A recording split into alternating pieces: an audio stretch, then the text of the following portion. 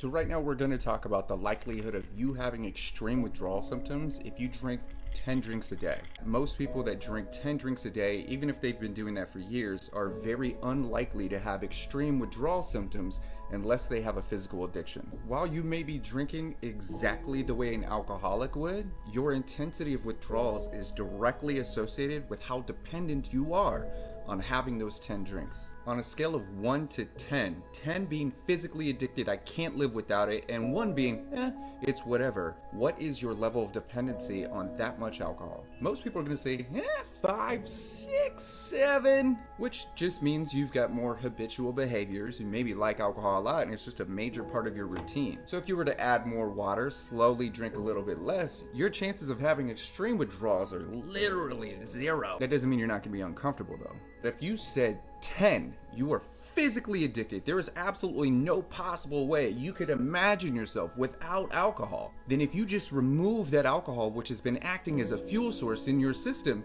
you're probably going to have some extreme withdrawal symptoms. Just because you shake doesn't mean you're addicted. And it's important to bring awareness to the fact that someone can have extreme withdrawals if they're addicted to having just one drink. A high tolerance is your literal body's preparation for addiction. It means your body is actively struggling to process alcohol efficiently, and you're not that good at drinking alcohol anymore. A crucial neurotransmitter is severely impacted by alcohol. That is called GABA, G-A-B-A.